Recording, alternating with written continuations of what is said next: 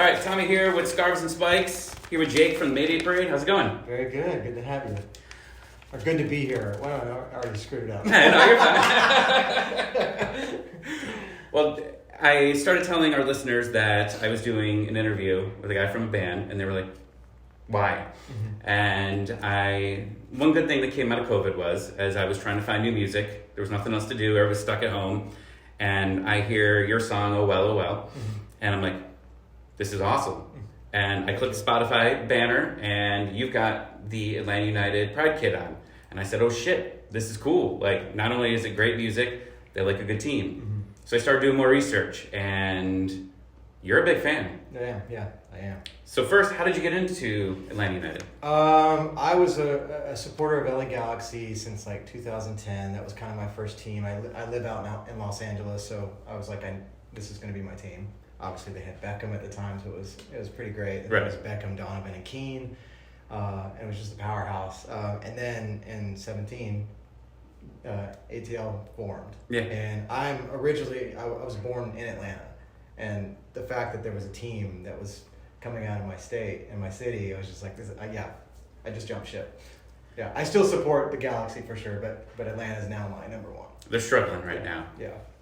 All right, cool. Well, so have you been a soccer fan your entire life, even before that? Or? Not even my entire life. I grew up playing baseball and football. I did a little bit of soccer growing up, but I think I was like, I don't know, I think I got hurt and I just wasn't too into it. Now, in hindsight, I wish that's what I did, because in baseball and football, I was recruited in college and those types of things before the band started. Yeah. And if I played soccer, maybe I would be one of those dominant forces. I don't know. I'm just saying. Things turned out well. Yeah, I did.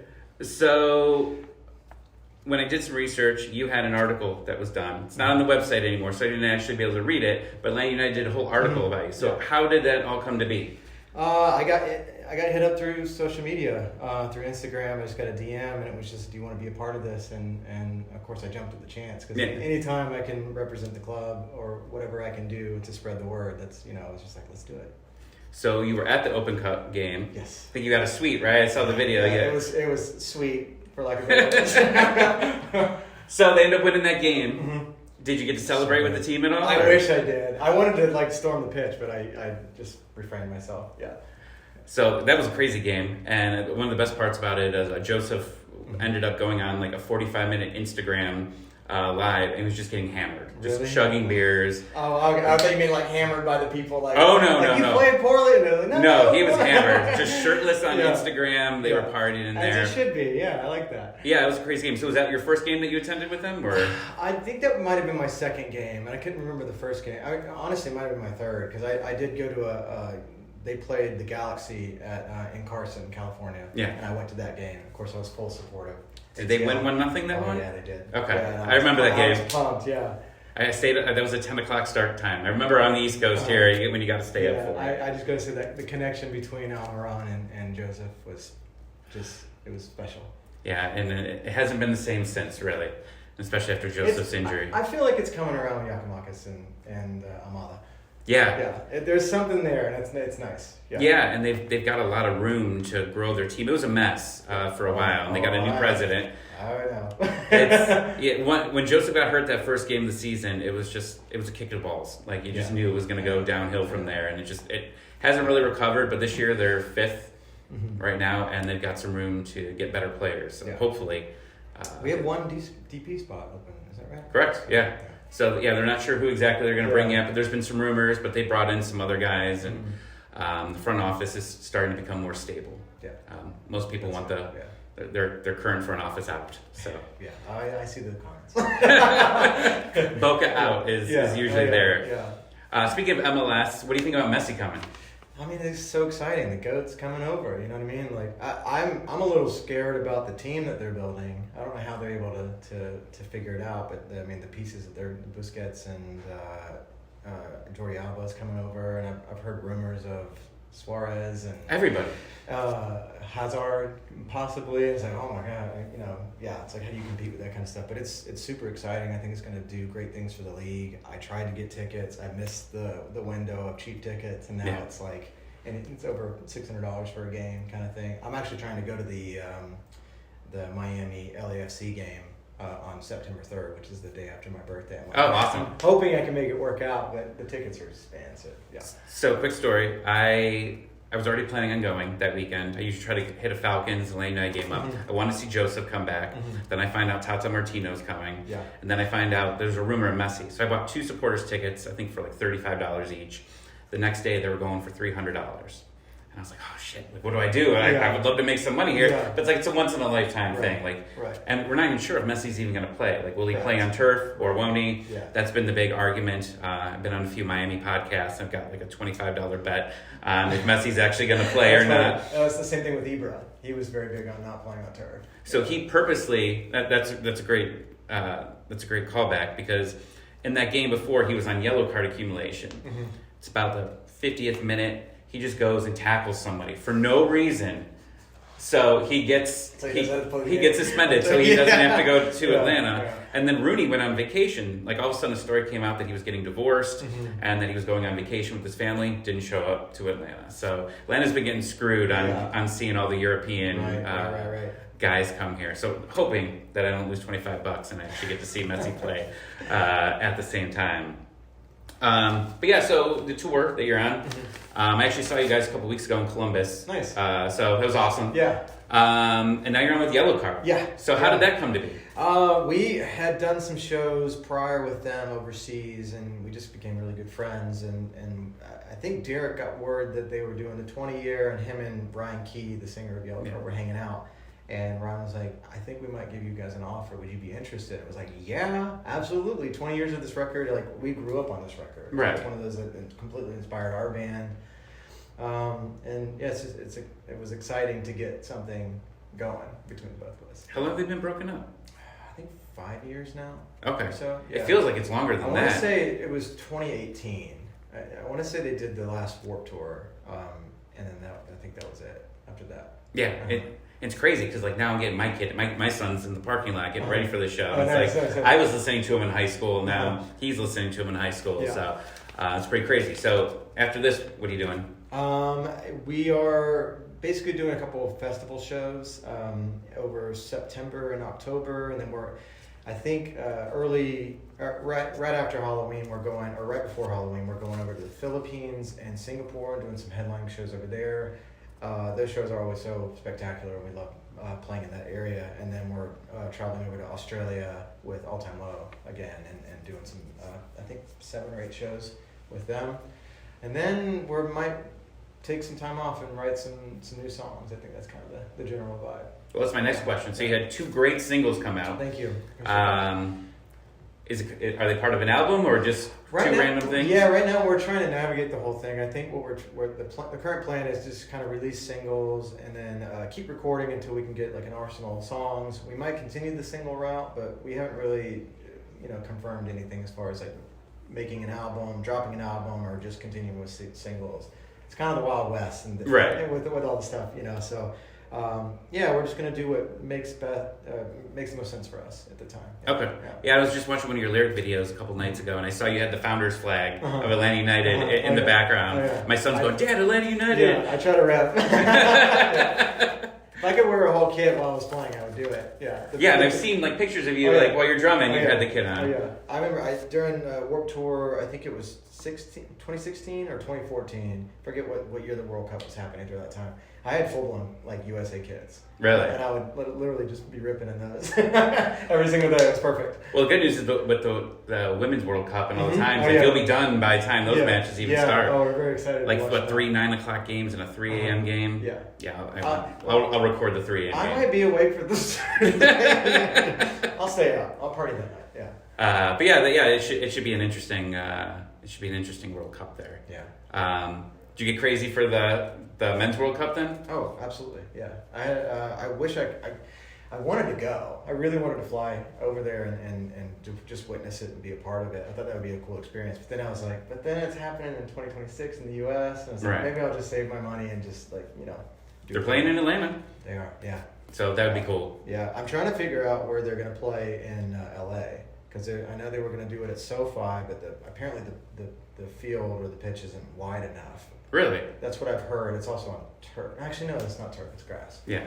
But then there's been rumors of it being at the Rose Bowl, which is in Pasadena, which is much closer to my house. Did you watch that game then? Oh yeah. Yeah, that was cool. Oh yeah. I think that set the record because like Atlanta had the record for such a long time. It's 82,000, 82-1 or something like that. Yeah. Yeah, I think when they set the record a while ago, I was at MLS Cup. We flew down and ended up checking that out. It was just crazy, just crazy vibes. I can only imagine what it is in LA. And that game got delayed because of weather. Yes. In February? Yeah. I was going to originally go to that one, and I was trying to go to the one a couple weeks ago, and of course we were flying out for this, and I just didn't make it. But man, I wish that would have been an exciting game, especially because I'm a Galaxy fan as well. So. And they won. That last minute goal was. LAFC was the team I went to hate for a while. Yeah, right? It's tough because they've been doing so well, and it's a lot of fun to watch. As you know, I mean, being an Atlanta United fan, those few years with Tata and Joseph and Almiron, it was just exciting. It was fast play, and not to mention all the other guys that were on the team. That team was fantastic, exciting to watch. Scary. I tear up every time that I think about those teams because, man, we were just prime. Nobody could beat us, and now you've got, LAFC came in, and it always feels like everyone's breaking the roster rules because the roster rules are crazy in MLS. They're dumb. Yeah. You try to explain to somebody, you're gonna I need 30 minutes to explain this to you. And now you see Miami signing every possible guy. Mm-hmm. My buddy made a good comparison. He's like, if you told me in FIFA 2017, these were the guys I want, that's who Miami is signing currently. Yeah. Oh yeah. I remember the very first game. It's all coming back to me now. The very first game I went to was at Bobby Dodd at the Georgia Tech Stadium. Yeah. And I had never experienced that atmosphere at an MLS game in my life. Nobody sat down. Everybody was standing up the entire time, and it was just so much fun to watch. It was so good. And of course that was, being born in Atlanta, I was just like, this is my team. Oh yeah, I'm super excited about this now. And then it just, obviously what it came to be, winning the championship in 2018. 2018, yeah. Yeah, it was just so exciting. And then next year you win Open Cup, you win Campeones. Yeah. I mean, it was a wild 2 years. Silverware. And they should have won MLS Cup the next year. Joseph got hurt and missed penalty and all downhill from there. Well, cool. Well, one of the things we do at the end of our interviews, we do a couple rapid fire questions. Okay. So here we go. Favorite Atlanta United player? Almiron. Okay. Most people say Joseph. I love Joseph too. It's so close, but I see what Miggy's doing at Newcastle now, and it's so exciting. He's getting better. To the point where I want a jersey. I want a Miggy jersey for sure. I have to get it. Yeah. I found one on DHgate. I got it the day he signed. I was like, we're getting this. Yeah. Favorite sports team besides Atlanta United? The Braves. Okay. I think best team in the league, so you're good there. We're crushing right now. Give me 2 bands you're currently listening to that we should be. You put me on the spot. Oh my god, I'm so bad with names right now. Can I look at my Spotify playlist? Sure. You can edit this. It's totally fun. Well, while you're looking it up, favorite concert attended? It was the first one that I really got to go to a long time ago. It was actually at the Atlanta Motor Speedway. It was Rock Fest. I think it was in '96 or something like that. It featured Offspring, Silverchair, Live, so many crazy good bands, and that was my first experience of over 100,000 people, 150,000 people. It was just insane. Everybody. And I got to go, and I think I was 11 at the time or 13 at the time or something like that. I was like, this is insane. Yeah. Yeah, it was a lot of fun. I'm still thinking on the other. All right, well, favorite food on tour. Favorite food on tour. I'm vegan. And so I think you just lost a lot of followers because I said that. I'm so sorry. Wait. It's been honestly just a little turkey sandwich. There's a company called Beehive out of Nashville, and they started making deli meat, and it's pretty good. I mean, nothing compares to the real thing, but I think it's probably the closest thing I could get from it. But just that, just on a sandwich, is fantastic to me. When did you turn vegan? I turned vegan about 3 years ago. I was veggie for 3 years before that, or 4 years before that, and then I ended up running into a group of guys out in LA, and they were just, well, why aren't you just making the step? And I was like, I could give it a try, or whatever. It was super easy. My wife is basically lactose intolerant, where she has too much of it, it like affects her. And so I wasn't doing any dairy or anything like that. So I was already into the fake almond milk or like fake cheeses and things like that. And I was totally fine with that. And then it was just like, the only thing I was consuming was egg. And I just decided to give it up. And then it's been pretty easy. Minus a couple places. You go to a couple places on tour and you're like, okay, they're not really accommodating for me, but you have to kind of pre-plan and just know. Grocery shop a little bit. Yeah. Yeah, I have like family that's like gluten free, so they're always like looking like, hey, we want to go to dinner? Yeah, but is it gluten free? And then that's a whole exercise. My wife is also gluten free, which is it's tough to juggle all the pieces, but it really affects her. She gets, very uncomfortably bloated and like it's like painful at times, kind of thing. So she really has to watch what she eats. Yeah. Yeah, I'm afraid because they say it comes in genes. So I'm like, one day if I can't eat gluten, I don't know what I'm gonna do. Yeah. Ted Lasso, yay or nay? Oh, absolutely. Did you finish it? Yeah. Oh yeah. Did you like it? Yeah, I don't want it to end. That's it's one of those feel good stories. Every time I watch it, I feel like I'm a better person after watching it. It's like I want to be more like that. I need to have that kind of attitude. It's just so positive. I didn't understand the hate on season 3. There was a lot of hate on the internet. I thought it was great. Yeah, I thought it was a fun show. What city were they in Europe? Oh. And he came up with the Pep Guardiola. Yeah. Yeah. They're playing City. They were in Amsterdam. Yeah. Whatever. Yeah. That was a great appearance, like just showing up at the end there. Yeah. Oh, yeah. Do you think they do another season?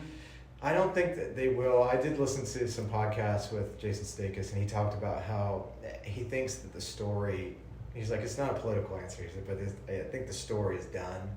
However, there could be spinoffs if we wanted to. And somebody asked him about a book, and he was like, "Oh, that's definitely in the cards." I was like, "Okay, I can read it. That's fine." Well, they did Scrubs. I mean, it's the same guy that did Scrubs, and then they did that whole extra season that was after Scrubs, and it was a disaster. Yeah. So as long as they don't ruin the lure of Ted Lasso, then I think we'll be okay. I did enjoy how the soccer graphics and stuff got better on the pitch. Oh yeah, for sure. Season 1, I was like, well, if this is good thing the story's good because this is a little it's embarrassing. Have you watched Wrexham? Yeah. I have not watched it. I'm a big fan. I started watching the Welcome to Wrexham stuff when it first launched, and I was following along because it was on Hulu. They were releasing episodes weekly. Yeah. And so I was following along with that, and then in tandem, I was also following along with the season, which was insane to watch. Right. To watch what they went through the season prior to making it to the whatever game it was, the tournament game that they had to play, and they ended up losing, so they didn't get to advance to the next tier. And then watching them what they did this year, it was just like, oh, this is so great. Just the energy with the fans and the town, everything. It just felt so special. Yeah. Like you want to be a part of this. Yeah, I wish I could watch it. Like it was always hard, and there were a couple times where I got viruses on my computer, like just trying to find like illegal links. And like you come up and all of a sudden like just porn starts showing up on here. Like as you're like, no, honey, I'm trying to watch the Wrexham game. And she's like, what is Wrexham? That sounds nasty. That sounds naughty. Well, yeah, I appreciate it. Of course. Did you find a band? I did. Turnstile. If you're not listening to Turnstile, I don't know. You guys are missing out. Like this band they give me such a Nirvana vibe, but it's just a modernized rock. I don't know. If anything, check out some videos on YouTube. You can type in Turnstile Live, and you'll see the experience that I'm talking about. It. There's such a family energy, and stage presence is amazing. I want to be at a Turnstile show tonight. So I saw them a couple months ago. Yeah, it's incredible. Did you see them with Blink? I did. Yeah. The Blink shows are so interesting because I feel like nobody knows who they are there. But if they play a headlining show, you gotta go because it's people jumping off the stage, doing front flips, like nonstop people on stage jumping off. Really? And then it's just the moshing, the energy. It's just awesome. Yeah, I forget the other band that opened for them. They have a song. We had plans, but God hates us. Oh, it's gonna Beauty School Dropout. Okay, yeah. So they ended up playing, and I never heard of Turnstile, and I had some friends who were like, "Oh, you gotta listen to it." Yeah. And they were good. Yeah, and it's if you like to work out, they're great workout music. It'll get you pumped. Okay. And the other one for me would be Every Time I Die. They actually broke up a couple years ago, but they have a catalog. They have heaps of songs and albums that you can go listen to now. That their newest record, I think it's called Radical, it's my favorite workout record, but also too it's just There's an energy to it. It's a little aggressive and heavy, but it's so good. All right, we'll have to take a listen on the way out. Of course. All right, Jake, I appreciate it. Thank you so much. We're handshaking right now, so you know. Thank you, sir. Yeah.